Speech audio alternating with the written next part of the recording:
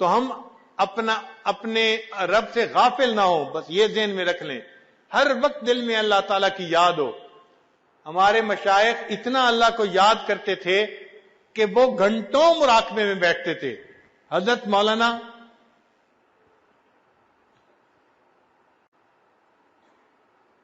غلام اللہ خان رحمت اللہ علیہ، انہوں نے قرآن مجید کی تفسیر پڑھی تھی ایک بزرگ سے. ہمارے حضرت مرشد عالم رحمت اللہ علیہ نے بھی انہی سے تفسیر پڑھی تھی. ان بزرگوں کو اللہ رب العزت نے نقشبندیہ سلسلہ میں بہت زیادہ جو ہے وہ ذکر کی توفیق عطا فرمائی تھی. ہمارے حضرت فرمایا کرتے تھے، وہ اتنا ذکر کرتے تھے کہ عشاء کے بعد مراقبہ کرواتے تھے جس کی اختتامی دعا نہیں ہوتی تھی.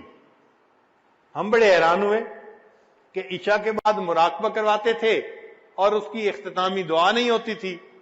تو حضرت نے فرمایا ہاں، حضرت نے سب مریدین میں اعلان کیا ہوا تھا کہ بھائی جب مراقبہ میں شروع کروں گا آپ مراقبے میں شریک ہو جائیں، پھر جو تھک جائے وہ اٹھ کے چلا جائے. ایک جاتا تھا، دوسرا جاتا، تیسرا جاتا، لوگ اٹھ کے جاتے تھے. تہجد کا وقت ہو جاتا، حضرت جب سر اٹھاتے تھے تو سب لوگ جا چکے ہوتے تھے. حضرت اٹھ کے تہجد کی نیت مان لیتے تھے. ان کے مراقبے میں اختتامی دعا ہی نہیں ہوا کرتی تھی، اتنا لمبا مراقبہ کیا کرتے تھے. گھنٹوں اللہ کی یاد میں بیٹھا کرتے تھے. سید احمد بدوی رحمت اللہ علیہ مصر میں ایک بزرگ ہوئے ہیں، ان کے بارے میں آتے ہیں کہ وہ کئی دن کا مراقبہ کرتے تھے، یعنی 40 دن مراقبے میں بیٹھتے تھے. کیا مراد؟ فقط نماز کے وقت اٹھتے تھے اور نماز پڑھ کے پھر مراقبے میں، پھر اٹھتے تھے نماز پڑھ کے پھر مراقبے میں. 40 دن ایسے گزارتے تھے. تو ان کے حالات زندگی میں لکھا ہے کثرت ذکر کرنے کی وجہ سے ان کے چہرے پہ اتنا نور تھا کہ لوگ ان کے چہرے کا نور دیکھ کے برداشت نہیں کر سکتے تھے. تو وہ اپنے چہرے کو لپیٹا کرتے تھے، ڈاٹا باندھا کرتے تھے. عام آدمی ان کے چہرے کو دیکھ کے برداشت نہیں کر سکتا تھا، بے ہوش ہو جاتا تھا. ایسا نور اللہ نے ان کے چہرے پہ عطا فرمایا تھا. تو ہمارے بزرگوں نے تو 40 دن کے مراقبے کیے اور ہم 40 منٹ کا مراقبہ بھی نہیں کر پاتے. 2 منٹ 4 منٹ کے مراقبے سے انسان کا دل نہیں سنورتا. جو دل بگڑنے میں جو ہے 20 سال لگے اس کو بگاڑنے میں، اب اس کو سنوارنے میں 20 منٹ تو لگیں گے ہی نا. یہ کیسے ہو سکتا ہے کہ ہم 2 منٹ کا مراقبہ کریں اور دل سنور جائے؟ تو اس کے لیے وقت لگانا پڑے گا. ہم اس کو اپنی ایک ضرورت سمجھیں.